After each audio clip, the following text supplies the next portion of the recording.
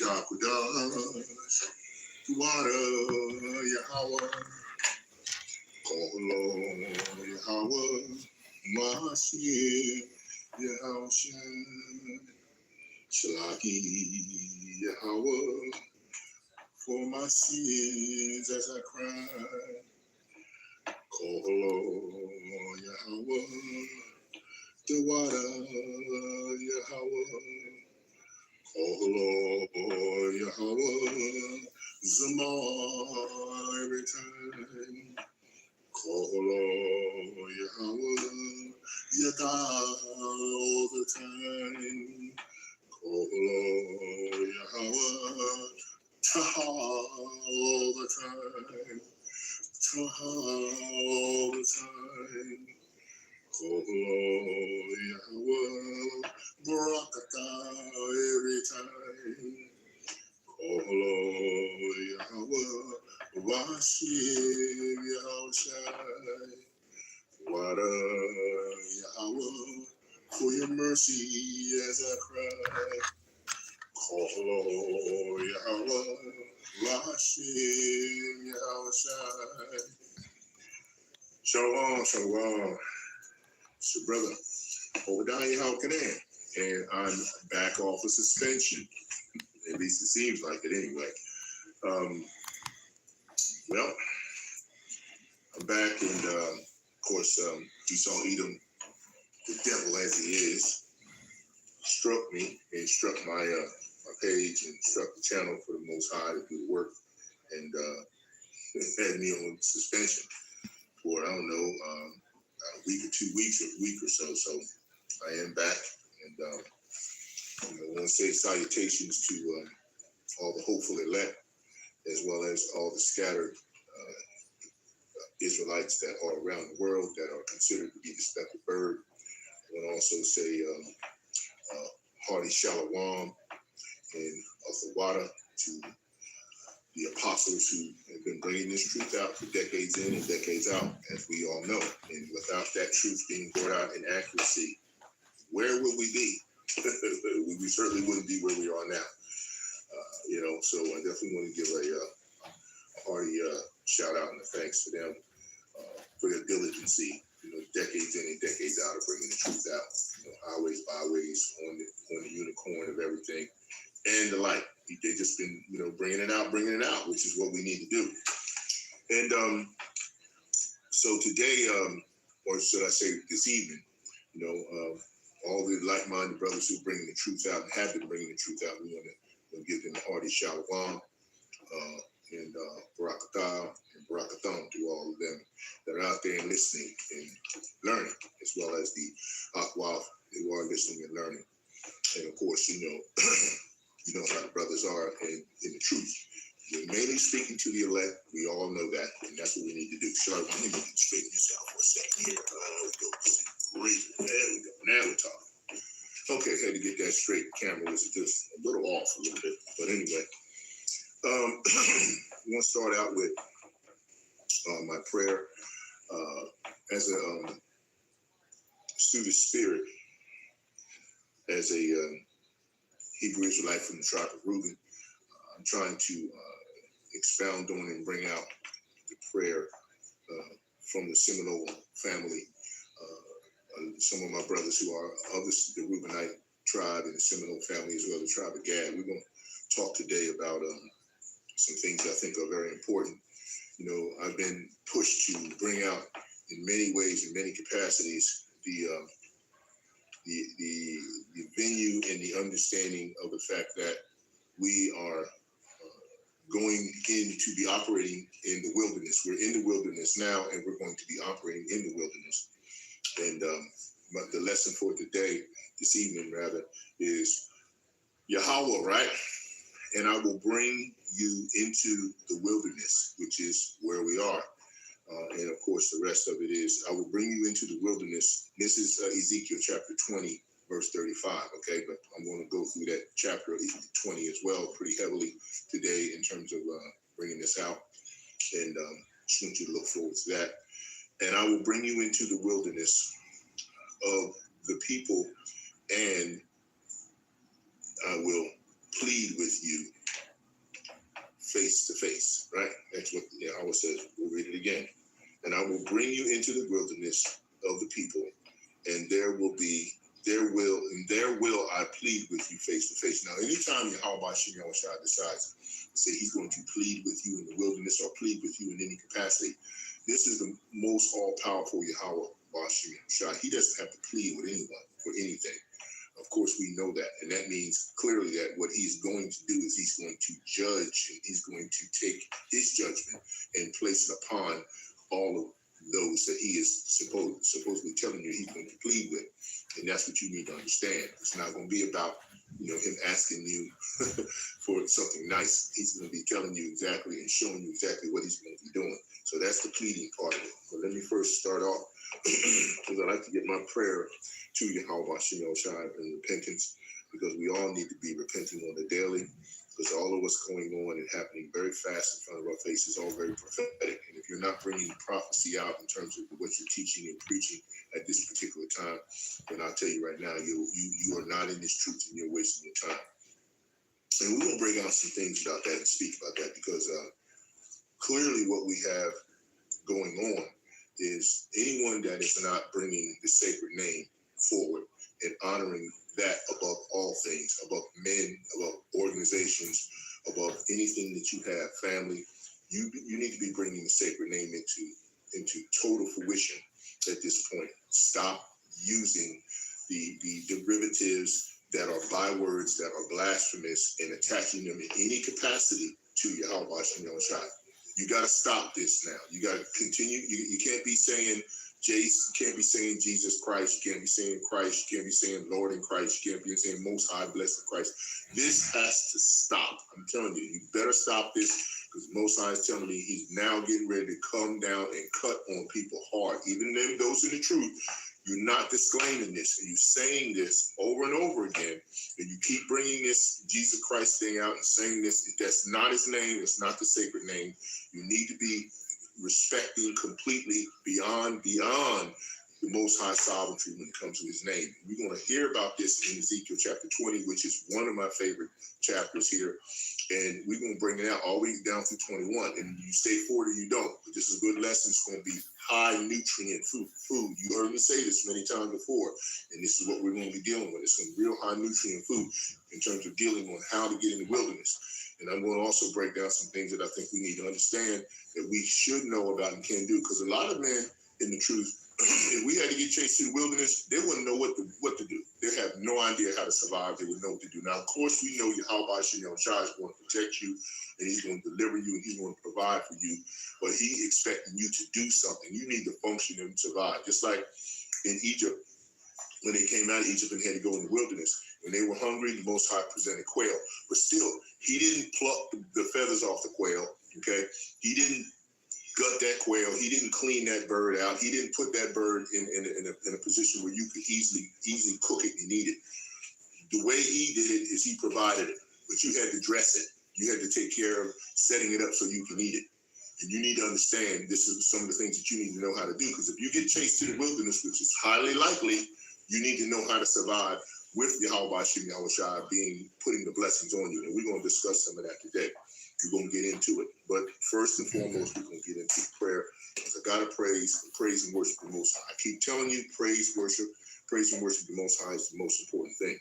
And this is a prayer that my people who are Seminoles, who are tribe of Reuben, they call them Seminoles when they got conquered, right? Okay, let me get into it. Okay, I'm speaking now, O Great Spirit, and explaining what I'm going to pray so that you know what I'm saying, okay? I'm speaking, O now, Great Spirit, talking about Yahawah. All the people, Seminole tribe, all the Reubenites, thank you for our land and our water. Thank you for our land and water.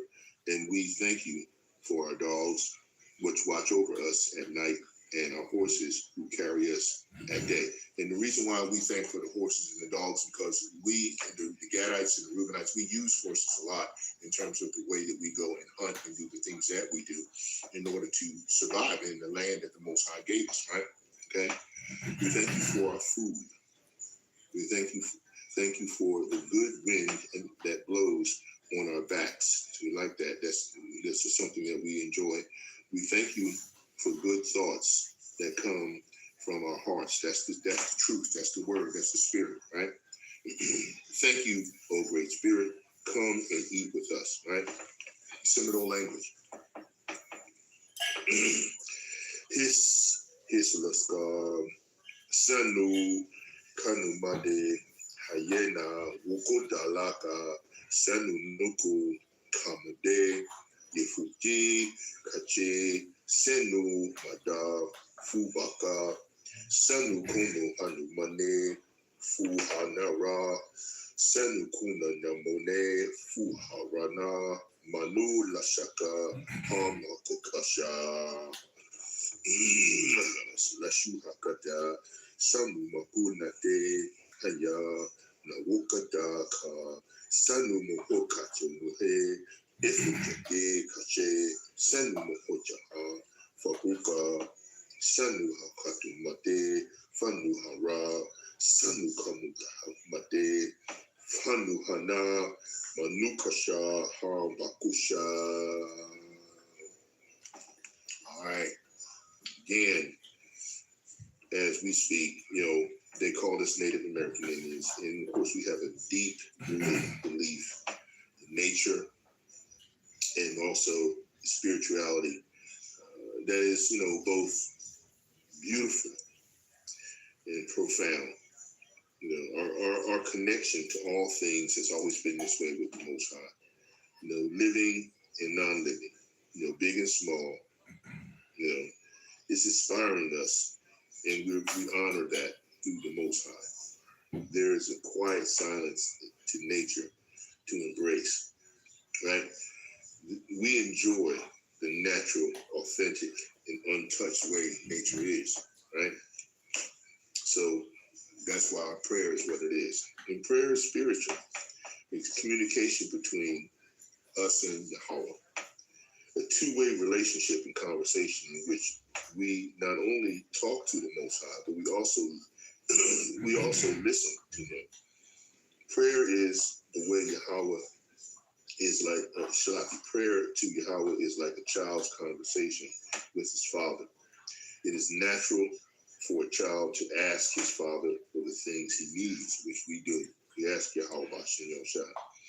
The scriptures tell us that we are to pray to one another, and also assures us that Yahawah hears and answers prayer. But we are also, the scriptures tell us specifically, we need to praise, worship, and pray. There's three distinctive things.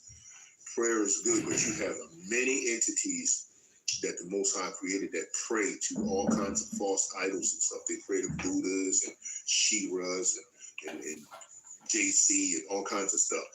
But praise and worship is very specific and it's very detailed. And I'm telling you, we're going to need this more than anything, especially when we go into the wilderness.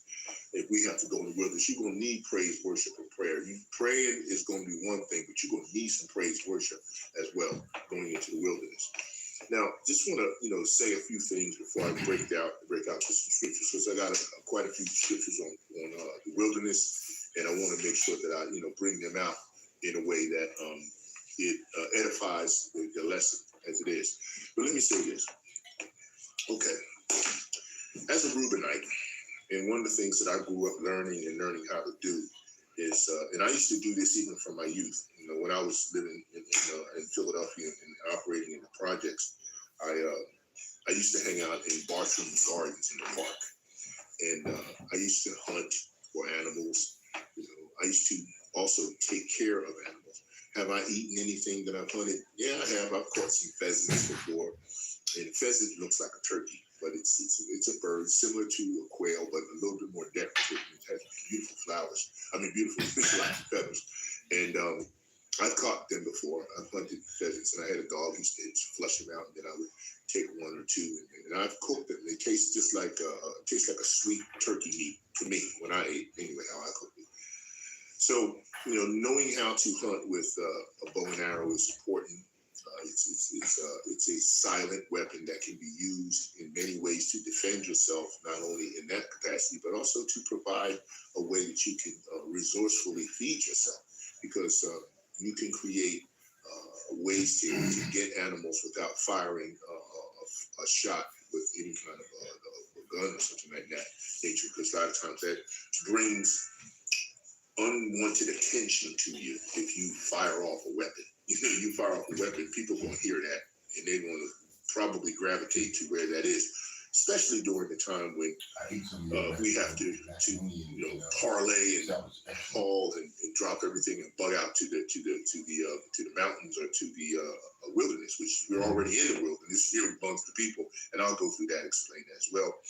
But if we have to literally bug out and go to the wilderness, you need to be able to know how to function, because you're going to be dealing not only with people in zombied up individuals that's all juiced up out there trying to look for food as well, but animals are going to be in the wilderness.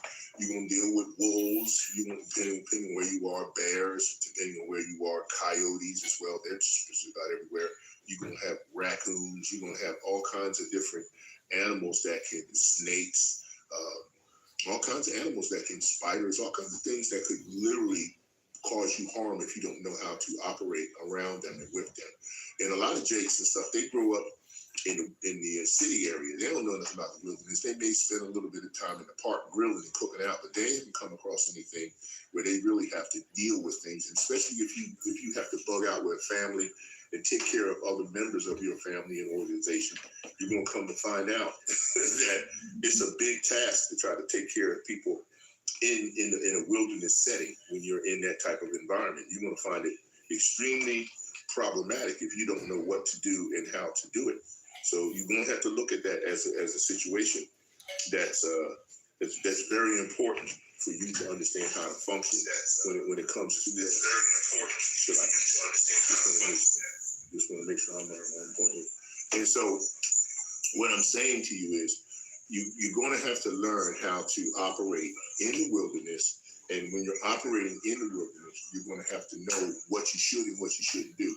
Okay, like for instance, all right, let's talk about if you have to at some point build some kind of a fire to keep yourself warm, as well as to cook food, as well as to do various things that you need to fashion. Like you sometimes when you fashion a weapon or sharpen a stave or a pole or a stick, when you cut it, a point in it, you want to burn or cook the end of it in terms of where you shaved it into a type of pointed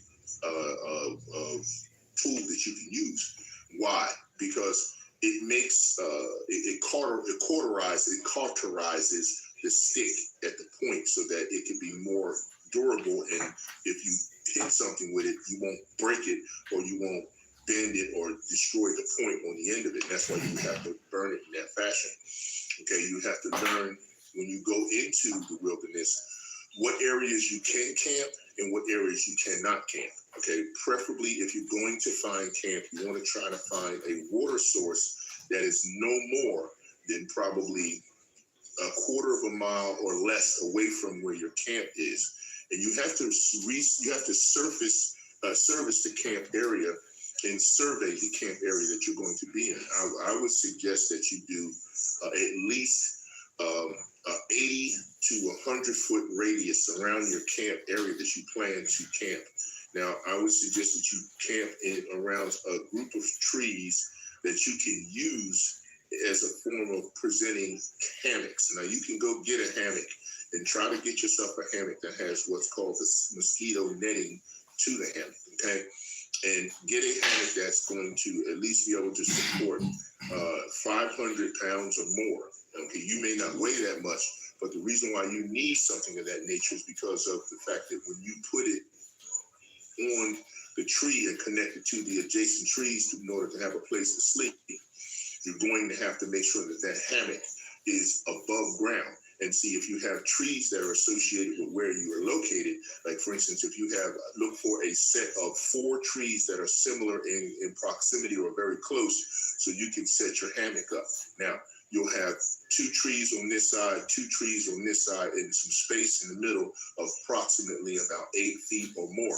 When you see that, what you'll do is you're going to have a way to shimmy up one side of the tree within the four, and you'll set one portion of the hammock. Now you want to set your hammock up, as I said before, you want it to be up at least 8 to 9 feet off the ground, preferably 10 feet if you can handle it. Hopefully you're not afraid of heights, so you'll be able to do something in this nature. So what happens is you'll shimmy up the tree. Okay, now you can buy what's called tree spikes. They don't cost very much. It's like the kind that you see lumberjacks and loggers use when they climb up the trees, and they put them on the side of their shoes, and they can kind of clip right into the side of the tree as they go up. Okay, now you go up. Now, the reason why you want your hammock up around 8 feet or more is because you don't want your hammock near the ground, because at night animals roam, okay, and they smell food, they smell people, and they roam around and look for campsite locations because they're used to getting food, because we are bad in terms of feeding wild animals, and so they look for food.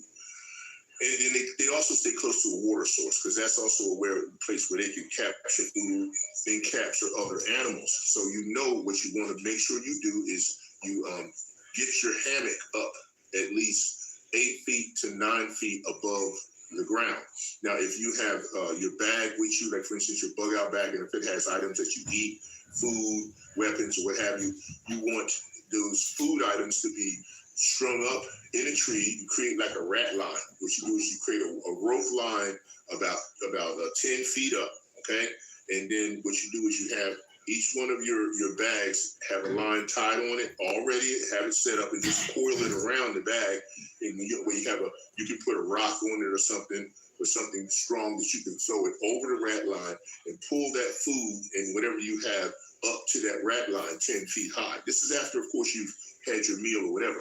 Now, why you want your food and everything up that way is because if it's on the ground, raccoons, bears, animals will smell that food and they'll rip into your provisions, and then you won't have any food.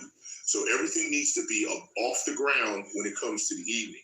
So right around when you get close to sunset, you want to start locking down everything you're doing. You get your items up in the tree, up around the tree, close to where your campsite is. Tie them off up. Don't tie the rope down by the tree. Tie them off up near where your hammock is, so you can release them when you get ready to get out of your hammock. Now, in your hammock, you want to be able to keep, of course, whatever protection you have. If you have a bow and arrow, or you have some sort of a machete, or if you have a firearm or something, you want that to be in your hammock with you when you're up there sleeping, okay? Why? Because if anything does happen below you, you have a way of defending and protecting yourself while you're up, okay? Now, as far as your fire is concerned, this is what I suggest how you build a fire. First thing you do before you build a so-called campfire or a fire on the ground is make sure it's not going to be in a position where it will spread and burn up everything you have. But you have to build what's called a cove dome. What's a cove dome? It's a series of rocks that you can get that you build sort of like a half of an igloo, where it makes like a dome, and then it's behind it you have rocks, and you just build it up, and then you have an opening location in the center, and you create a little pit, and you put some rocks on the bottom there, and then you build your fire in there. Why? Because see, what you don't want to do is have an open fire with that light shining out into the wilderness, because then it's easy to spot from a long distance away. Aerial from a heights looking down, as well as people looking straight at. Now, if you're doing that, make sure the fire is built to the point where it's facing you, and then the water source and wherever you're talking about is behind you. Okay, you don't want this facing out into the woods or out into the wilderness. You want it facing into the wooded area, but where your water source is behind you, about a quarter of a mile or less, okay? I don't suggest you park directly right near the water, because too much animal activity goes towards that water at night when they go to look. Deer do it, bear, all kinds of animals go to the water source in the evening as well as they do during the day. So you don't want to do that. Now, I would suggest that if you don't have a compound bow, look up what a compound bow is. They have a variety of different types of compound bow and arrows, okay, where you can get them for a relatively cheap cost, okay?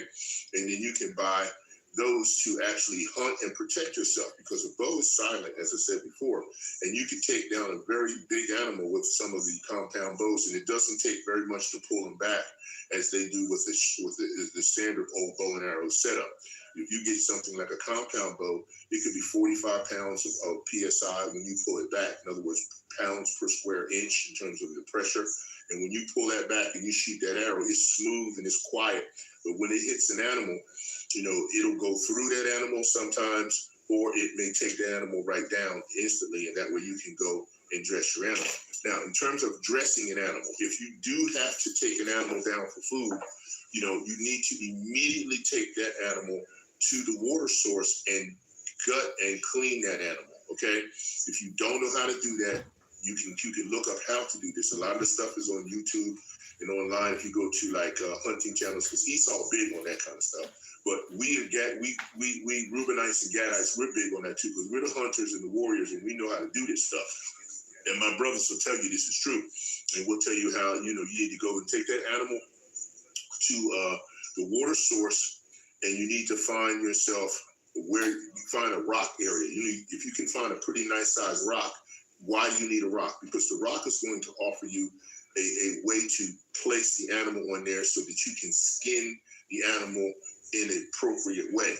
First you'll have to cut around the ankles, so to speak, or the paw areas. No paws, but the ankles. Like if you get a deer, you got to cut skin around. You got to make a circular cut around the ankles of the deer on the front legs, the back legs, and also right around the hind area around the gut.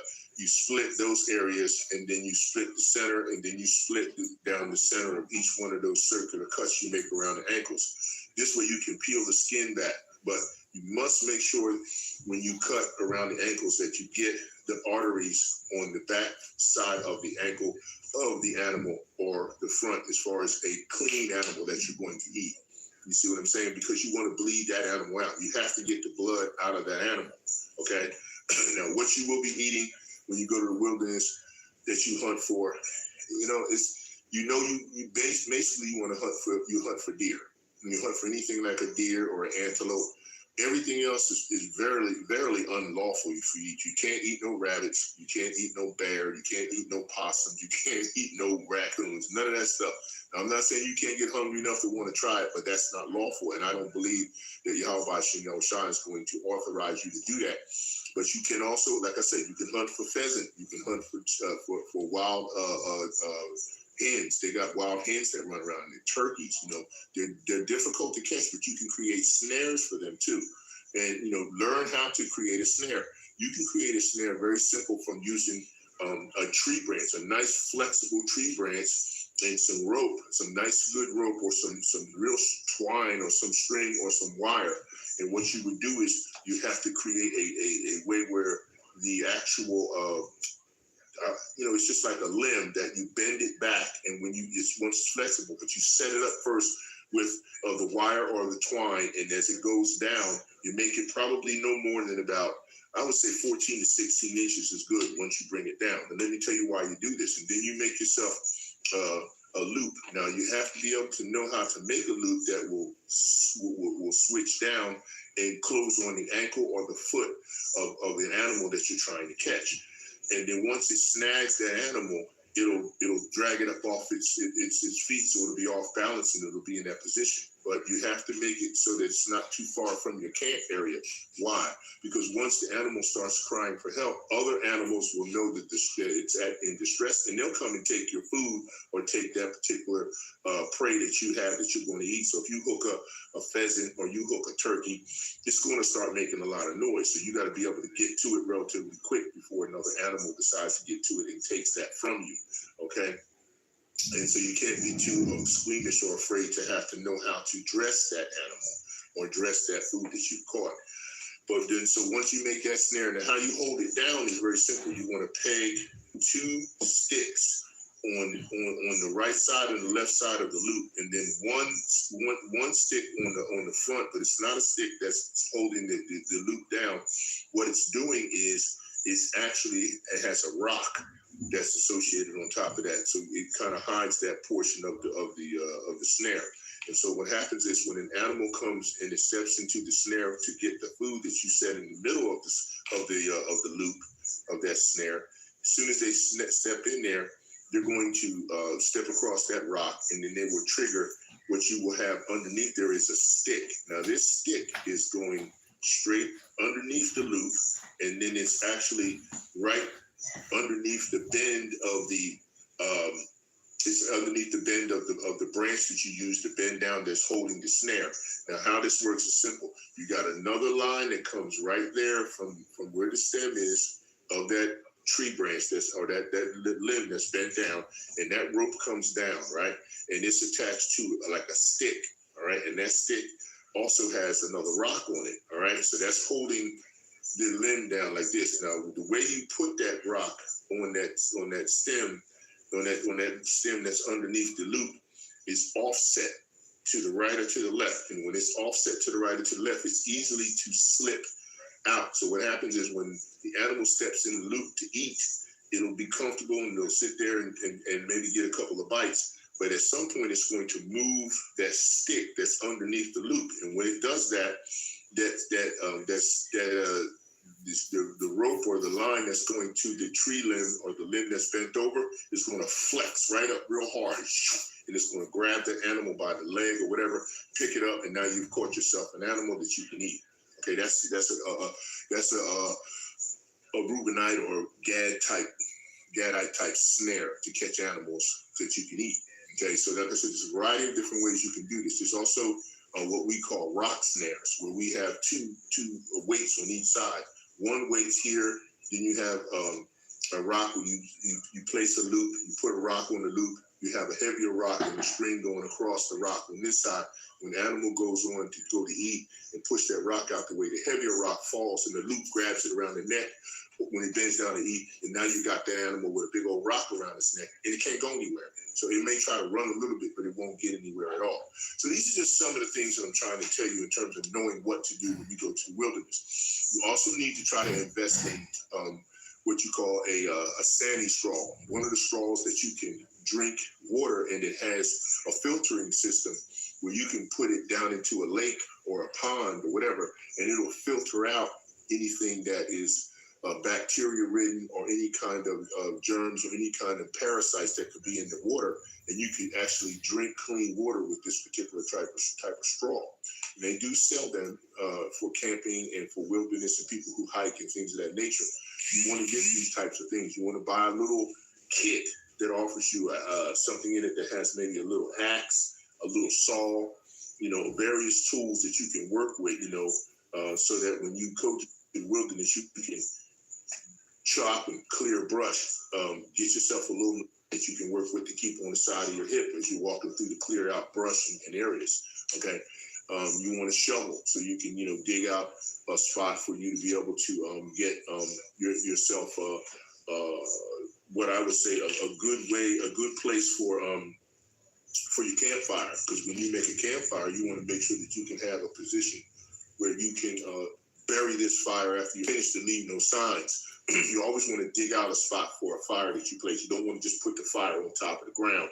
You want to make a little cove in the ground, like an oven, where you can put your rock in there and put your kindling and your sticks and stuff on top of that. Remember, I said you still want that cove dome to be covered in the back, coming up like a half an igloo, and then on the sides where the fire's in there. And even if you make it smart enough and big enough, you can put a piece of iron, a long stick of iron, maybe just something that you can stick through a chicken or a bird, and then as it's on that stick, you can turn it and cook that bird or that animal with inside that cold oven that you kind of made. These are things that you need to kind of consider when you're in the wilderness. Now, if you do run across any animals, you have to be careful in terms of how you address them. Like, for instance, a bear. You can't outrun a bear. You can't outrun a fox. You can't, or a coyote or any of those animals that are on 4 feet. That's not going to be possible. So what you do have to do is have a couple of things nearby that you can use to defend yourself, to keep the animal at a distance from you. Don't let it get close up on you where it can swipe at you with a paw or jump on you. I suggest that you make a couple of staves, a couple of long spears that are at least 8 to 10 foot long, where you can carry. I said 2 is what you should really have. 1 and 2. 1 on the ground where you're sitting and eating and doing whatever you're doing while you're preparing your camping environment, and then 1 up against the tree that's adjacent to where you set up your hammock. But you got to set that up early. You don't wait till it gets dark to try to set that up. Okay, you get that as soon as you get there, you set that stuff up. Okay. Now, the reason why I said you need 2 is because if an animal rushes you like a bear or an animal, once they rush you and you stick that up to protect yourself, when they jump at you, they'll impale themselves on that stave or on that spear. But it still might be strong enough to still try to come near you or come after you. So once you impale that animal on that particular weapon, you retreat to the one you have leaning up against the tree. That's why you gotta be mindful of your surroundings and where you are when you're eating. Don't eat in your hammock. Don't go up and say, well, I'm gonna climb the tree and eat. No, don't do that. Eat where you are, but if you're smart, eat up against a tree. Have your back to a tree. Don't have your back open to the wooded area behind you and you're eating and an animal or something come up behind you while you're trying to eat. You want to have your back to a tree, so if something comes up on you, preferably by the tree where you have that other spear, if something comes up behind you, you can look to the left or right and see it approaching, grab your weapon, whatever you need, your bow and arrow. If you can't load that fast enough, you got your spear or your machete. You can defend yourself at that point, and you can use the tree as a point of deterrent and distraction. Because if an animal tries to come at you and you jump around one side of the tree, bam, they hit the tree, they can't do anything, bam, you're around the other side, but you can poke and stick and defend yourself while that animal's trying to get to you around the tree. Now, when it comes to people, if you start to hear someone coming or going towards your camp area or coming seemingly towards you, as soon as you hear a sound of something that's going on, the dirt that you pulled out from the campfire that you made, don't discard it. Have it right in front of the area where your fire is. Why? So you can throw that dirt on the fire and put that fire out at that particular point in time, which will create no more darkness, and also it will knock the smoke out quickly, and you won't have to worry about them tracing the smoke down. Now, if you hear someone in the distance and they seem to be coming towards you and you have other individuals with you that you're protected, what you need to do is get them up into their hammocks and off the ground. First things first. Then you, as the man, are to go and search out who is calling, but come from an angle. Don't go straight to the sound. Go up around and come down to the sound from an angle. Why? Because if they turn towards you, they won't go towards behind you and go towards your camp. Get them to come to the direction where you're going, call them away from the camp. If you know it's a group or a few of them, that's the best thing to do. You trace that 60-foot, the 80-foot radius I told you about your camp, and you go off to the right or to the left, and you go all the way up and circle around and call out to who they are to get them to change direction in terms of coming towards your camp where your people and you are to where you are in terms of waiting for them to address who it is that you're dealing with. Because you don't know, it could be friend or foe, but in most cases it's going to be foe, not friend. So once you take your bow and arrow and whatever weapons you can travel quickly and fast with, you take it to that area. And then once you see who it is that's coming in your direction, now you're in a position to defend yourself. Now, if you have a firearm, that's your last resort in terms of using that, because that's going to attract a lot of attention. And if they have firearms, they're going to be shooting it back in your direction, which means you're going to have to really be skillful in not getting hit by the firearms. When they see the flash of your gun, they're going to be shooting in the direction of the flash where you're shooting. But if you're shooting a bow and arrow setup, it's quiet. They're not going to know where it comes from. You can literally take down about 4 or 5 people silently, and they won't even know where that's coming from. Okay, make sure you address getting some camo gear and some things that will camouflage you in the wilderness. Right now it's a good time to do it because hunting season is in play, and all of the gear and camo gear and stuff that's in Walmart and various places. You can buy it at a relatively cheap price, and you can get it for children as well as for women as well as for yourself. Get yourself a set that you can have. Bag up some of that, put it in your bug out bag, and make sure you have it. You can't go to the wilderness in a garment like this. Okay, you're gonna stand out, and then not only will the animals get you, but there's a good chance that the people will see you, and then you ain't gonna be breaking down those scriptures at that time that I know of when you run into the wilderness in terms of what you'll be doing. Now, this is just a few ideas in reference to what you're supposed to do, what you can do if you have to bug out to the wilderness and get away from Esau Edom when he wants to put you in camps. If he's going to put you in camps, he's going to put you in camps. If the Most High wants you there to do that part of the process and prophetic timeline, you're going to do it. Doesn't even matter. But like I said, you can get camping tents. They got nice tents that can house very many people. They're very lightweight, easy to work with. Some of them, you can virtually carry it on your back, okay? And some of them you have wheels that you can pull like a little golf cart type situation. So there's a variety of different ways that you can provide. And you want one of those type of tents where it pops up once you take it out of the bag and it boop, boop, it's right up. You don't have to start doing a lot of work to get it up. And you have a lot of them. They cost a little money, but hey, what's going to harm to take a check one time when you come home from a bill that's maybe just a little late because everything gonna shut down anyway, and buy yourself a couple of items like the tent that you have you and whoever else you're gonna be bugged out with in the wilderness, whether it's you and your spouse, you and your kids and your spouse, whatever, or you by yourself. And then make sure you get yourself a hammock. Your tent's on the ground for a short window of time during the day, but like I said, when you get ready to go down for the night, you got a hammock that has a netting or a closed-in portion where you can zip yourself in. Why? Because stuff falls from trees, snakes, all kinds of animals, spiders. And if you're inside of it and you have a covering, if it falls on it, it doesn't get in the hammock with you. You understand? You don't want stuff falling in the hammock with you because you'll freak out, fall out of it, and you got a freaking 8-foot drop down in your sleep that you're going down to. And if you got something in there with you as a weapon to protect yourself, like a knife or machete, you might fall on that and then you're done. So you got to make sure that you're circumspect about how you do these things. Like I said, the Gadites know about this, the Reubenites know about this, and even the Issacharites, I believe they're on point with this stuff as well. So, Judah, Benjamin, Levi, I know you guys know, but you know who the warriors are amongst the tribes. You know who the ones who practice and operate in this fashion.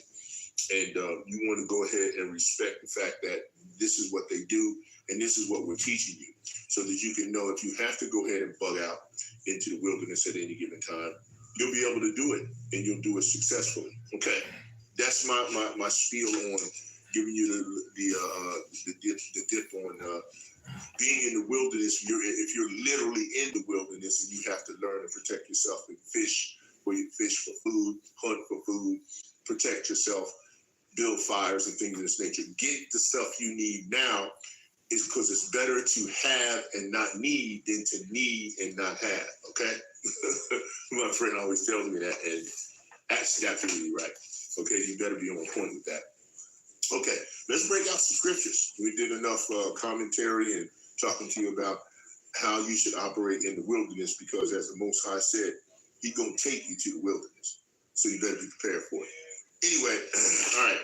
I'm going to break out a couple of scriptures about the wilderness, and then I'm going to read Ezekiel chapter 20, because it's talking about specifically some things that we need to understand, because we're in the wilderness right now, okay? You may not know it, but this, where we are right now in the kingdom of this spiritual Egypt, this Rome that's been Rome 2.0, that's been stirred back up and brought back up toward this end time period in prophecy, this is the wilderness. Okay, and there's a lot of ninjas and a lot of crazy animals running around here doing all kinds of stuff, and it's going to get a whole lot worse before YAHAWAH comes back. Before YAHAWAH is sent back, it's got to go way past the bottom. So you better get ready for the wilderness, because we're already in it. And you can see all the animals on a regular basis, and they're not in zoos, they're not in cages yet, but it's getting close. Hey, I'm going to start out in Numbers chapter 33 and verse 8, and it reads, And they departed from before Paphora, all right, and passed through the midst of the sea into the wilderness, and went 3 days' journey in the wilderness of Etham, and pitched in Marah. All right, so we can see that these are a lot of locations back then, right around the time that we're dealing with getting ready to operate in and through the captivities, and the Most High is speaking in reference to the prophets, telling you what they were doing and what they were planning to do and how they operated. This is Exodus chapter 15:22. So Moses brought Israel from the Red Sea, and they went out into the wilderness of Shura, and they went 3 days in the wilderness and found no water. So you can see how the Most High had us in the wilderness, and we were operating in that fashion, because we had to go through the fire, so to speak, before we got to, the righteousness of His blessings of the land of milk and honey, which a lot of the older Jakes during that time, Israelites, they weren't going to make it because they just weren't prepared, and they could not be prepared, because the Most High was like, look, y'all don't deserve this. Y'all whine, y'all complain, which they do right now. They whine, they complain, they cry about everything, but they don't want to serve, they don't want to praise, don't want to worship, don't want to serve the Most High. So yet still they had to die off. Samuel, 1 Samuel 23:25. Saul also and his men went to seek him, and they told David, wherefore he came down into a rock and abode in the wilderness of Moab. And when Saul heard that, he pursued after David in the wilderness of Moab. Now, David was very equipped and very knowledgeable about the wilderness, because you got to remember, he was a sheep herder. He was the one who dealt with the sheep. He was out in the field. He was dealing with animals, trying to get the sheep. So David dealt with the wilderness all the time, at his back, at his front, and he was well equipped to handle things in that manner. We need to get like David. House of David need to get like David and learn how to deal with the wilderness, because we will have the house of Saul and others that's going to come against us when it's time for that to happen. So you better be prepared. Ezekiel 20:13. Here's a portion of what I was going to go into when I do Ezekiel chapter 20. But the house of Israel rebelled against me in the wilderness. They walked not in my statutes, and they despised my judgments, which if a man do, he shall even live in them. And my Sabbaths they greatly polluted. And I said, I would pour out my fury upon them in the wilderness to consume them. Now, clearly, this is a real good precept here, because this is what we see happening on the regular right now, other than those men who are in the accurate truth that is beyond compare in terms of staying with the sacred name and following through and being diligent in that manner. And only the apostles and the men of the Lord are doing that. So others are quite bugged out in terms of how they address this. So how are they polluting these things? Okay, what are they doing? How it says here, the house of Israel against me in the wilderness, they walk not in my statutes. We see that on the regular. Okay, so there's no like-mindedness, there's no continuity together in terms of bringing the truth out, which they should be. They don't stick to the value of making sure what they do is consistent. So they don't do the statutes correctly. They despise my judgments. Do they despise judgments? Yes, they do. How is that possible? When the Most High reproves you and he chastises you in a way where he's telling you what you're doing and what you're promoting and how you're promoting him and his word and his name is not right. You're getting judgments put on you. Okay, which if a man do, he shall even live in them. Okay, so you're supposed to live in the truth and righteousness, not in the wickedness. But you have a lot that are living in wickedness and they claim they're in righteousness. Because as I said earlier, they spout off a lot of words and bring out JC and everything, and they should be talking about the anointed, the Mashiach, but they say Christ. And you can't just plaster that name on the sacredness of the Most High and the Son, and they're doing it. Okay, so you can see how they are being abominable. He said they're living in them. Now here's a real big one. And my Sabbaths they greatly polluted. All right, so how do they pollute the Sabbath? Well, that's pretty clear. First of all, they don't practice it right. They don't even operate within the Sabbath as the way they should. Okay, just like we just had the new moon that came into play, and we're supposed to honor the Sabbath when that new moon comes into play. And at that particular point in time, we know that the Sabbath sets forward, and then we got 6 more days, and then on that 7th day coming forward, we got a daily Sabbath that comes up, and you're supposed to honor the Sabbath, not polluting. So how are they polluting it? By saying that the Sabbath is a Friday and a Saturday. They say Friday sundown to Saturday sundown, which is not the way we actually honor the Sabbath. That's wrong. That's incorrect. That's the way that they're getting it from their slave masters, from the Yiddish people, from those small hats. They've got that thing going in that direction. Even the Seventh-day Adventists, they do the same kind of thing. When the Sabbath was formed and it was brought into fruition by the Most High, from the beginning of time, there was no days of the week that was named. There was no Monday, Tuesday, Wednesday, or Thursday, Friday, or Saturday. It wasn't like that. It was never that at all. As far as the phase of the moon is concerned, you will follow that. It is a number count to the Sabbath in terms of the days that you associate it. Even in the Bible, it tells you that the Most High did his creation through YAHAWAH on a numbered process, not a day named. So they're polluting the Sabbath by doing it wrong and continuously doing it wrong, and then promoting it. You got a lot of camps out here that talk that Friday, Saturday, Sunday, Friday sundown and Saturday sundown, which is going off. And some of them know it, but they do it anyway. And see, you got to stop doing this because you're not disclaiming the right way to do it, and so you're polluting it. All right. Right. It says here, okay, they pollute the Sabbath greatly. And I said, I will pour out my fury upon them in the wilderness to consume them. So you can see, Yahweh's like, look, you're polluting my Sabbath. You're not doing the things right like you're supposed to. You dishonor me. You do not give me honor. You give honor to men. You give honor to organizations. You give honor to money. You don't honor who he is. And you're blasphemous, so you polluted Sabbath, okay? Psalms 29:8. A voice of Yahweh shaketh the wilderness, and Yahweh shaketh the wilderness of Kadesh, okay? So, like I said, I'm going through some precepts here, so just stay with me. Isaiah chapter 64:10. Thy holy cities are a wilderness. That's so true. Zion is a wilderness, and Jerusalem is a desolation.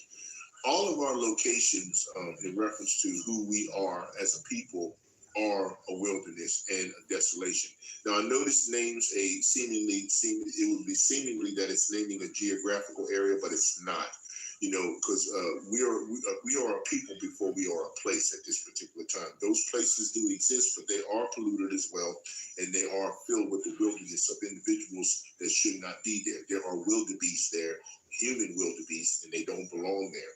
Zion is a wilderness. Of course it is. You can see us as we operate as children of the Most High, as Zion. We operate in the wilderness. We operate like beasts, like brute beasts. The Lord even says that.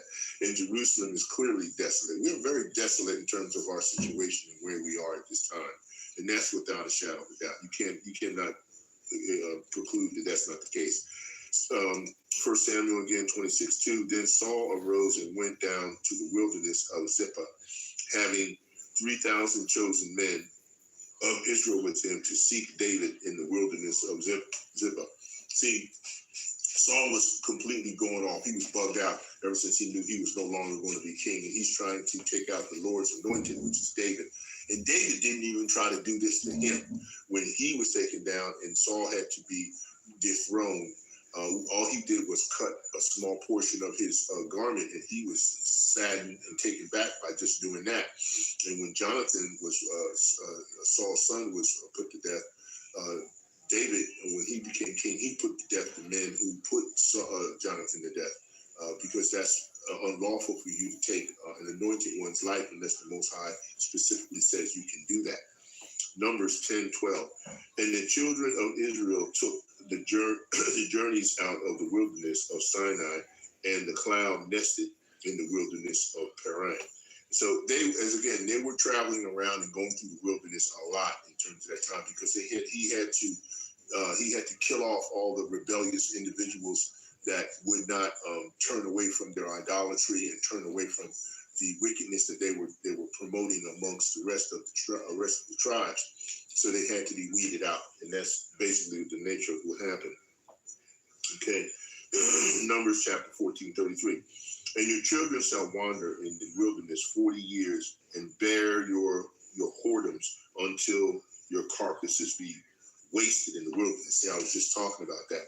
See, the Most High said a lot of people are not going to go into the wilderness, and they're not going to make it, mainly because of the fact that their idolatry and their blasphemous activity and their mindset is not going to be changed. The Most High is not going to change. It's like 2/3 have to pass on this side. They're not going to make it. And so it's the same thing that happened here. The Most High already knew who he had to take out. Dathan didn't help the situation at all because he was a demon, and he came out of Egypt trying to talk them into going back to Egypt. You can see how he is, right? Dathan the demon, right? 1 Samuel 23:14.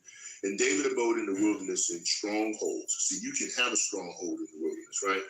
And remained in the mountain in the wilderness of Zippah, and Saul sought him every day, but Yahawah delivered him not into his hand. See, the Most High is with you, so he can be with you in the wilderness if you have to go and run to that area, okay? But you better be praising and worshiping to find out if you're going to be able to acquire his protection. It's not just going to come from prayer. It's going to have to come from praise, worship, and prayer. Make sure I'm going to make it very clear because he keeps pushing on me to say it. 1 Samuel 26:3. And Saul pitched in the hill of Hachilah, which is before Jesmond by the way.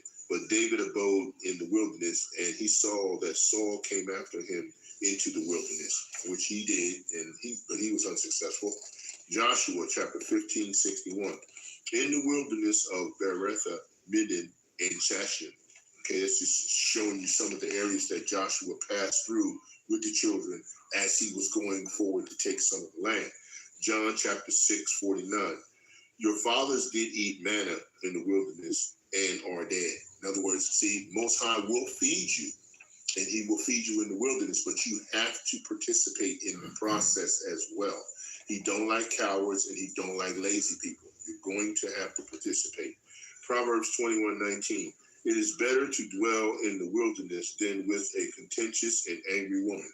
Now, that's true to a very strong degree. And if you have that situation, you probably will be running to the wilderness. And if you have to leave someone of that nature, then that's what you'll do, if the Most High doesn't already arrange for that to be the case.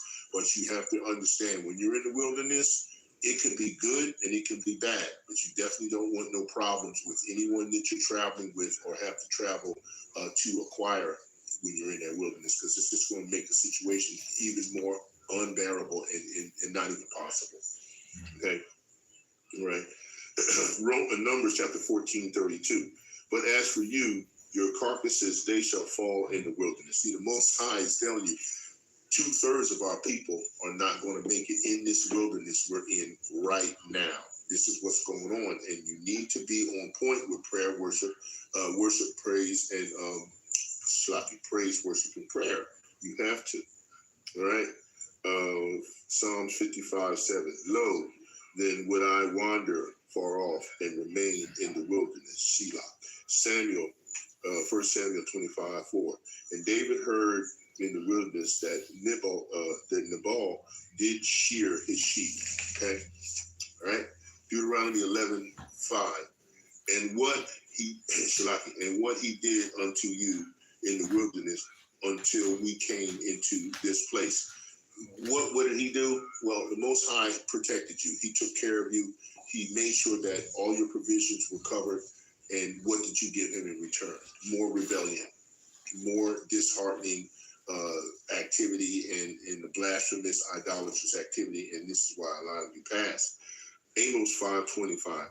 Have ye offered unto me sacrifices and offerings in the wilderness 40 years, O house of Israel? See, he wasn't even satisfied with the fact that you couldn't come around, and you weren't going to come around, because he predetermined that was the case. Just like right now, he predetermined 2/3 are not going to make it, right? Psalms 107:40. He poureth contempt upon princes and causeth them to wander in the wilderness where there is no way. Now, we're going to wander, we're wandering now in this wilderness that we're dealing with at this particular point in time, and he's going to pour out more. And as you can see it coming, you need to prepare, and that's why this lesson is coming to you in the way that it is at this time. Okay, a few more precepts, and then we're going to break down Ezekiel 20, and then we'll be ending this this lesson, from my understanding. Deuteronomy 22, Deuteronomy chapter 2, verse 26. And I sent messengers out of the wilderness of Kidmoth unto Shalom, king of Heshbon, with words of peace and saying, we won't be doing that to any of these kings that are in this area, because they're all going to be going down, but they're going to make a run at us, and they're going to make a run hard to come at us with accusations that are untrue, which they did to YAHAWAH Shem Shai. They'll be doing the same for us. No one will escape, and no one will not have to deal with the perils that are coming. We're all going to have to deal with that. All right. 1 Corinthians 10:5. But with many of them, Yahweh was not well pleased, for they were overthrown in the wilderness. He did it. He does it all. He always covers it all. Matthew 15:33.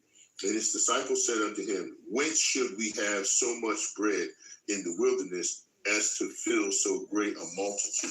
So they were trusting that Yahawah Shem Shai and Yahweh Shai was going to give them the knowledge, to give them information that would be able to fulfill everything that they need to understand with such a great multitude of people in the wilderness that we're operating in right now, because that bread is the truth and the life, and that's what we're looking to acquire in order to operate within this wilderness. Okay, Hosea 13:5.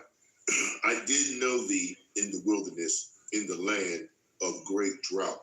Okay, the Most High, of course, did know us, and we will know him in that wilderness, because he's going to take us there, and that's what this chapter is going to talk about.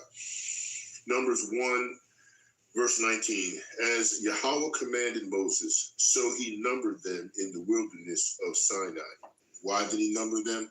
Because they were going to be numbered to the sword, a lot of them, because they went against Moses when he went to get the word. We'll hear about that in Ezekiel 20 as well. Mark 1:12. And immediately the Spirit deriveth him into the wilderness. So the Spirit will drive us into the wilderness, and we're counting on that if that is the case in our lot. And if the Spirit driveth you into the wilderness, the Spirit will be taking care of you in the wilderness as well. So you better be prepared to pick up the clues when that time comes. Luke 5:16. And he withdrew himself into the wilderness and prayed. See? So you are going to have to be praying, worshiping, and praising in the wilderness. You're not going to get away with not being able to do that. Numbers 3:14. And the Lord spake unto Moses in the wilderness of Sinai, saying. So how about we look at what he was saying? Okay, so that's Numbers. That's Numbers 13. 3 verse 3 chapter 3 verse 14, right? And it said, and the Lord spake unto Moses in the wilderness of Sinai, saying, the number of the children of Levi after the house of their fathers by the families, every male from a month old and upward shalt thou number them. And Moses numbered them according to the word of Yahweh as he was commanded. And these were the sons of Levi by their names. Okay, and then of course we know that Gershom and Kohath and Merari. We don't have to go into that, but I just wanted to break that precept out with the rest of that understanding. Psalms 106:26. Therefore he lifted up his hand against them to overthrow them in the wilderness. All right, and then that's precept I pulled on the wilderness was Psalms 106:14, and it says, but lusted exceedingly in the wilderness and tempted Yahweh in the desert. Okay, so those are my precepts I wanted to pull on wilderness, because I wanted to make sure I gave you the edification of the wilderness in general. And now we're going to go to Ezekiel, and we're going to go to chapter 20, and I'm going to read from that to bring home the information that's necessary in reference to talk about, he's going to bring us to the wilderness. And as I said, the lesson for this evening, and the title is from Ezekiel chapter 20, verse 35. And I will bring you into the wilderness of the people, and there will I plead with you face to face. Now, when Yahawashi decides to plead with you face to face, he's not playing around. He's not messing around. And you are going to honor his word more than you honor anything else. And if you don't, when you get to the wilderness, he's got a lot to do with you. Now, let's get into it. Okay, we're going to start at the top. All right. And it reads, and it came to pass in the 7th year and in the 5th month and in the 10th day of the month that certain of the elders of Israel came to inquire of Yahawah and sat before me. So now you take that into consideration. When the elders decide and the apostles and the prophets go and they want to sit before the Lord to inquire of him, better make sure when you're acquiring of him that you come correct. What does that mean? It means you need to be praising, worshiping, and praying. This is what they're doing in heaven on those that are already sitting on thrones. I've said this over and over again. They've got crowns, they've got thrones, they've got lands, they've got chariots, they got everything already. They got spiritual bodies, they got power. We don't, and we don't praise, worship. We pray, but we don't praise and worship. We do semi-praise, semi-worship. Real praising and worship really brings it out. It brings out the passion that you think that you're going to need when it comes to the spiritual power that you're going to wield. And that's why you got to learn to do it. And that's why the Most High said, you're going to inquire of me? Well, let's find out what he's saying about that.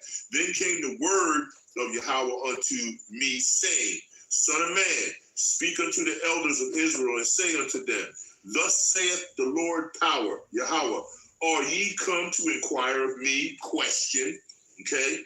As I live, saith the Lord, Yahawah, power, I will not be inquired of by you. You can inquire of the Most High when he sets forth the pace of the prophecy and you don't want to praise and worship him, but you want to inquire of him? Yeah, right. Get ready for the freaking sword, okay? If you think he's playing around, okay, let's see what he has to say about that. Okay, all right. 4, will thou judge them, son of man? Wilt thou judge them? Question. Cause them to know the abominations of their fathers. We got that going along with the abominations of the fathers of our people right now. Look at what he did to Puerto Rico. It's in the dark. Guess what's coming this way? I told you about isolation. I told you about what? Tribulation, isolation. I told you about this. What are they dealing with now? They're in tribulation and they're isolated. They don't have any power. They don't have any way to protect themselves. They're in the dark. Hello? What do you want me to tell you? Praise and worship. Where is it at? No. What are they doing? Fatima and Mother Mary and all that old weird stuff that they're doing. Blasphemous and idolatrous. And they got to pay for it. Anywhere idolatry is going on, anywhere blasphemy is going on, the Most High is going to start taking names and kicking dragon. Watch. I'm telling you, he's not playing. So, if you going around and you saying, Most High Christ blessed, or Lord in Christ, or whatever you saying, I'm telling you now, you're not in this truth. I don't care. You're a faker. I don't believe you are. Because if you know the sacred name and you playing around and you still saying that Jesus Christ crap, you don't even disclaim it anymore. I watch the lessons. I see how they get down. They just say it. If you're gonna say it, disclaim it. If you're gonna say, yeah, they ignorantly say Jesus Christ, or the fake name of this or that, or don't be doing that. If you don't even do it, you don't do it. You just blatantly say it, like you gotta cater to these devils and these demons that's coming up to you and giving. You ain't supposed to be even talking to them anyway. This don't have anything to do with them. The part of the movie that they're playing in this is they're in the background. They're going to do their part because they're programmed to do it, and then they're out of here. Because I'm telling you, once it gets to the point in time when they really know that there's no possible way they get saved here or after it's over with or anything in between, watch watch what the Most High turn them into at that point. You ain't seen no damn zombies yet until you see these that know that there is no salvation on any side at any given point in time, here or after. And then they get deleted and eliminated. Watch. You're going to see what I'm talking about. It's coming down to that point in time right now. Okay, let's get back to the precept. All right. All right. And this was what? Okay, yeah. 4. Wilt thou judge them, son of man? Wilt thou judge them? Question. Cause them to know the abominations of their fathers. 5. And they say unto them, thus saith the Lord Yahawah. See, when he says, thus saith the Lord Yahawah in capitals, we're talking about the Father. Okay? All right?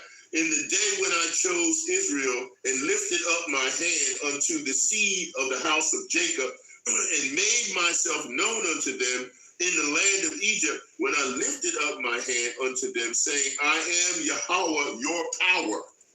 Okay?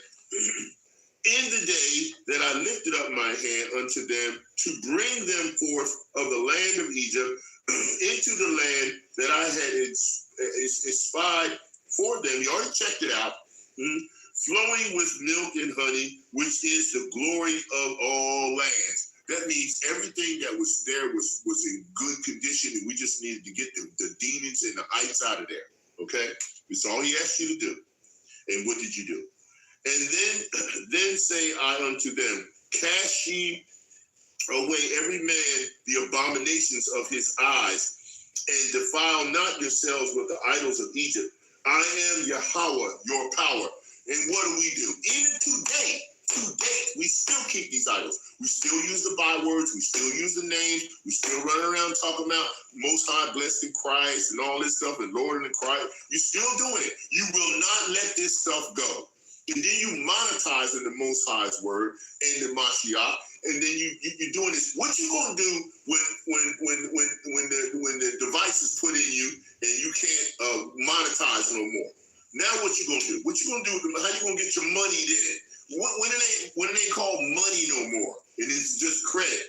You gonna get somebody in your organization to take the device. You're gonna have them get the device, have them go ahead and get injected with it. Is that what you're gonna do? How you gonna monetize your albums and slip and slide and do your raps then? How you gonna do all that? See, watch what's coming. All right. I'm sorry, Shalaki. I'm getting heated on this. All right. And then Shalaki.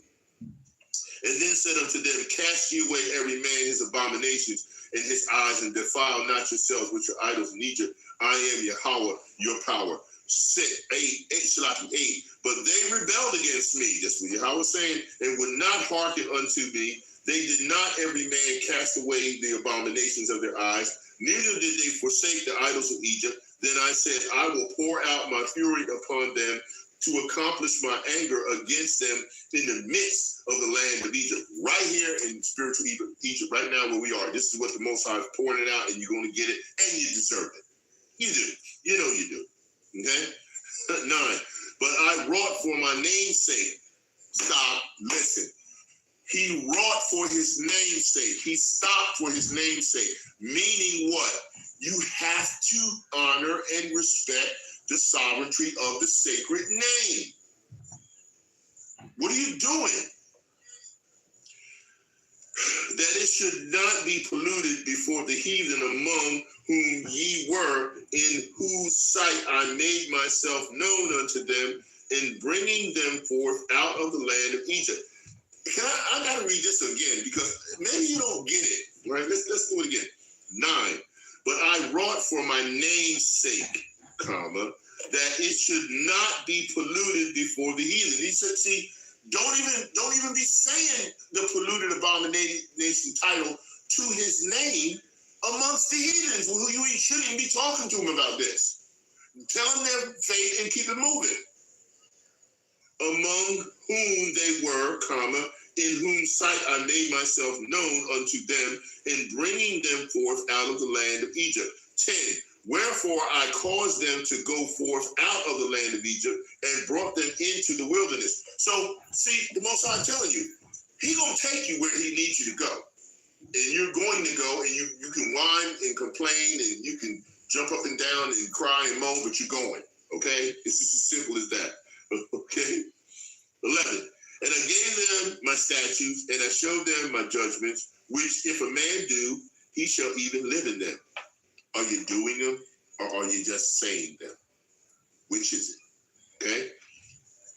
12, moreover, also I gave them my Sabbaths, here we go, to be a sign between me and them, that they might know that I am Yahawah, that sanctify them.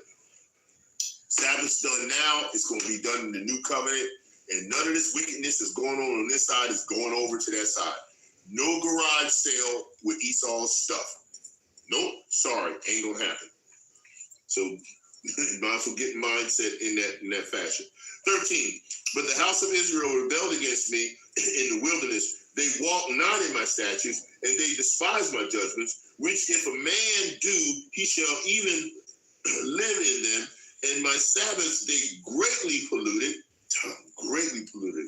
Then I said, I would pour out my fury upon them in the wilderness to consume them. 14, but I wrought for my name's sake.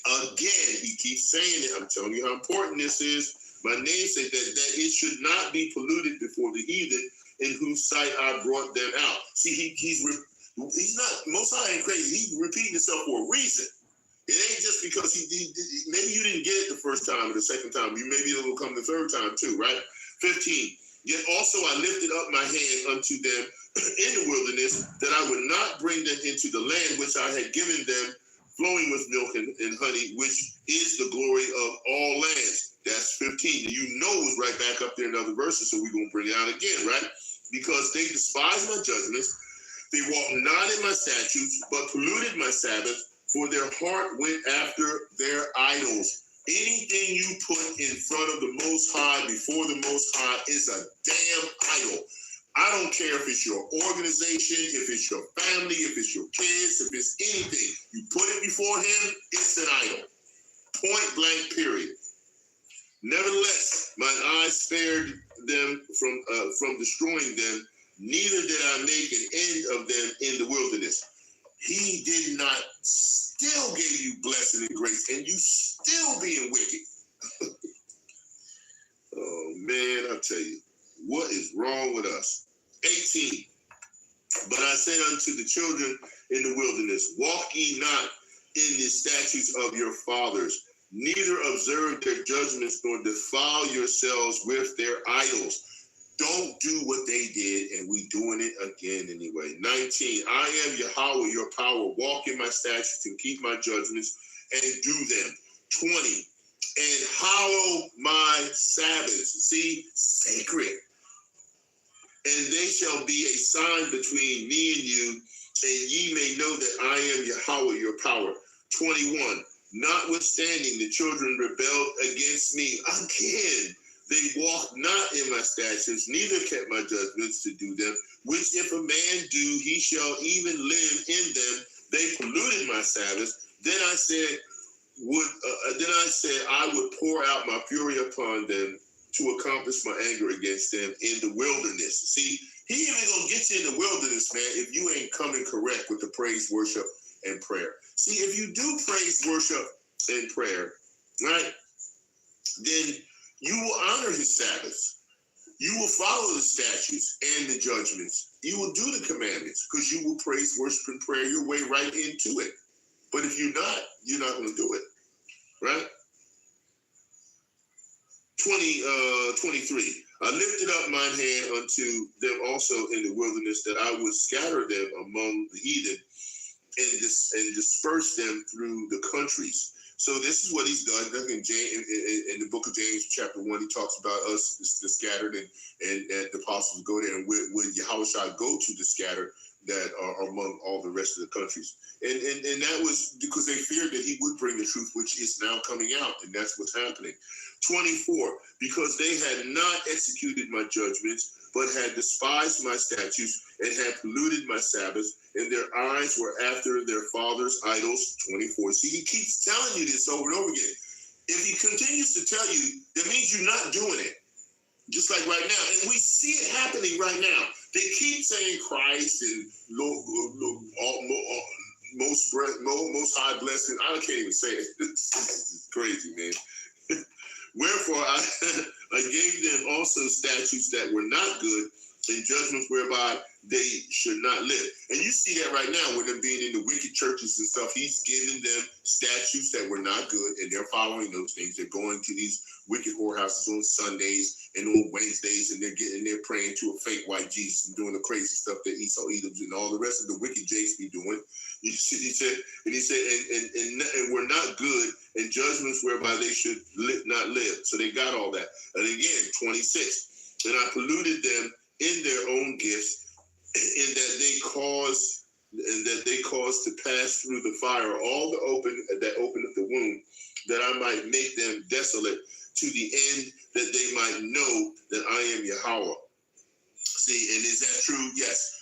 Our young Jakes and Jakettes, man, are passing through the fire with their families in so many different ways, man. It's just unbelievable the amount of lives that are passing through so fast, that the Most High is pushing it in that direction because of their wickedness. I'm telling you. Therefore, 27, therefore, Son of Man, speak unto the house of Israel and say unto them, thus saith the Lord Yahawah, yet in this your fathers have blasphemed me, in that they have committed a trespass against me. He's telling you you're blaspheming him. Right on the point there. 28. For when I had brought them into the land for which I lifted up my hand to give it to them, then they saw every high hill and all the thick trees, and they offered their sacrifices, and there presented the provocation of their offering. There also they made their sweet savor and poured out their drink offerings, right? It sounds like grove worshiping to me, but let's see where we're going. Then I said unto them, what is the high place whereunto ye go? Question. And the name thereof is called Bama, B-A-M-A, right? Another Baal worshiping area, right? Unto this day. Wherefore say unto the house of Israel, thus saith the Lord Yahawah, are ye polluted after the manner of your fathers? Question. And commit ye whoredoms after the abominations? Question. 31. For when ye offer your gifts, when ye make your sons to pass through the fire of Moloch, ye pollute yourselves with all the idols, even unto this day. And shall I be inquired of by you, O house of Israel? Question. As I live, saith the Lord Yahawah, I will not be inquired of by you. Okay? And that which cometh into your mind shall not be at all that ye say, we will be as the heathen, as the families of the countries, to serve wood and stone. And he put you in that because your asses was being wicked, and you're still being wicked, so you're going back to it. And when you get in the wilderness, he's going to whoop your ass. So get ready for it. All right? And as I live, saith the Lord power, Yahawah, surely with the mighty hand and with the stretched out arm and with the fury poured out will I rule over you. Now, he's going to do this first. You're going to go through the fire before you get delivered. And I will bring you out from the people and will gather you out of the countries wherein ye are scattered with a mighty hand and with a stretched out arm and with fury poured out. So there will be some that will get out, but there's going to be a lot that's also going to get paid, that's going to have to pay for it. Okay? And I will bring you, here's my title, and I will bring you into the wilderness of the people, and there will I plead with you face to face. Right? 36. Like as I pleaded with your fathers in the wilderness of the land of Egypt, so will I plead with you, saith Yahawah power. And I will cause you to pass under the rod, and I will bring you into the bond of the covenant. Okay, here we go.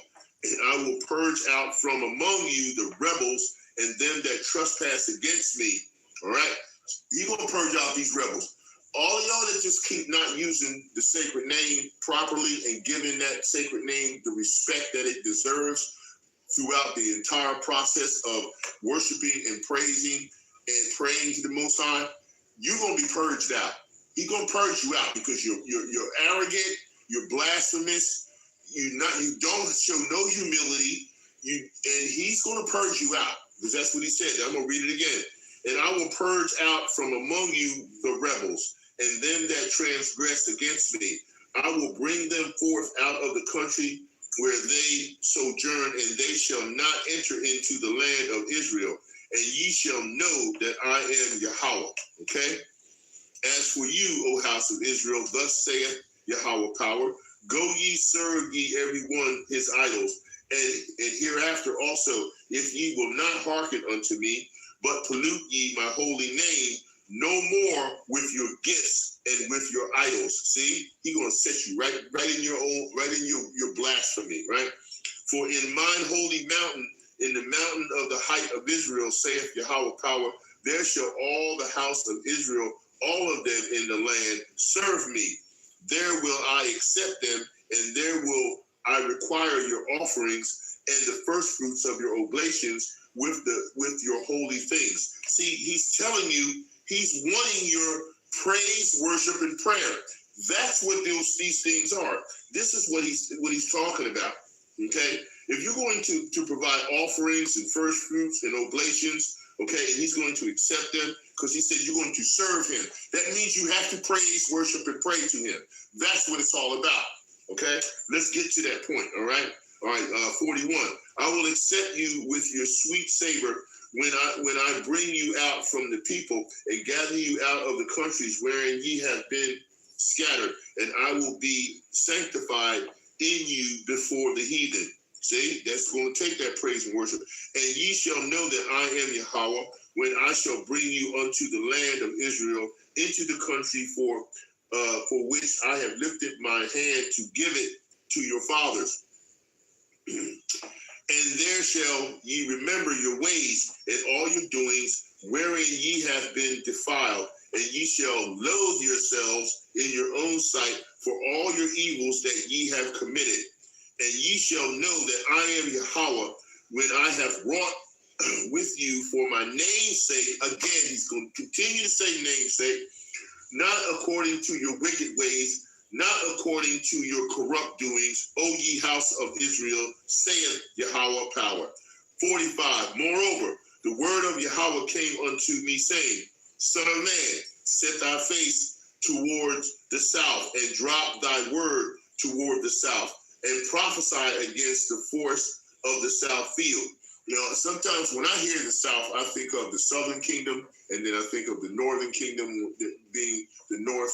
But it's just a metaphor in my mind that makes me believe that that's more to it than just when he says the South and the North. We could talk about the King of the South and the King of the North in terms of what happened with back during the Maccabees and Ptolemy and slander and that. But I'm not going to digress. Okay, it's a lot. All right, 47. And say to the forest of the south, hear the word of Yahawah. Thus saith the Lord power, behold, I will kindle a fire in thee, and it shall devour every green tree in thee, and every dry tree.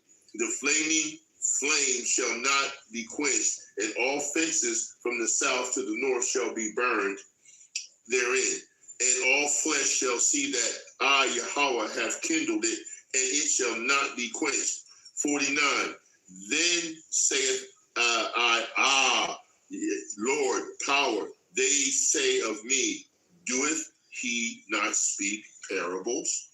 Question. Now that, of course, takes me right into 21, which I'll give you a little bit of that before I end this, because I know it's getting long. But I've been away for a minute because I had a strike, so bear with it, okay? Ezekiel 21, and it starts at 1. And the word of Yahawah came unto me, saying, Son of man, set thy face towards Jerusalem, the people before the place, right? And drop thy word toward the holy places, and prophesy against the land of Israel, which we have been doing, and which he's doing. He's prophesying against you wicked jakes, as well as the individuals that's supposed to be in the truth, and you not covering it correctly. Okay? All right? And say unto the land of Israel, thus saith the Lord Yahawah, behold, I am against thee, and will draw forth my sword out of its sheath, and I will cut off from the righteous and the wicked. Always ask the question when you're dealing with people, do you know who the wicked are, and do you know who the righteous are? There's some people that fall on both sides, and they think they're the truth. Okay? Facts. Believe it. For seeing then that I will cut off from thee the righteous and the wicked, therefore shall my sword go forth out of its sheath against the flesh from the south to the north, that all flesh may know that I, Yahawah, have drawn forth my sword out of its sheath, and shall not return any more. Sigh therefore, thou son of man, with the breaking of thy loins, and with bitterness sigh before their eyes. 7. And it shall be when they say unto thee, wherefore sighest thou, that thou shalt answer for the tidings, because of it cometh, and every heart shall melt, and all hands shall be feeble, and every spirit shall faint, and all knees shall be weak as water. Behold, it cometh, and shall be brought to pass, saith Yahawah power. Kolo Yahawah Vasim Yahushua. Shalaki Yahawah, for my sins have I cried. Kolo Yahawah Vasim Yahushua. Swada Yahawah, for your mercy all the time. Baba Kasha Yahawah. Bashim Yahushua, Barakatha Yahawah, Bashim Yahushua, Kolo Yahawah, Bashim Yahushua, Shalaki Yahawah, for my sins as I cry. Kolo Yahawah, Bashim Yahushua. Aki Yahawah, for my sins as I cry. Kolo Yahawah, Bashir.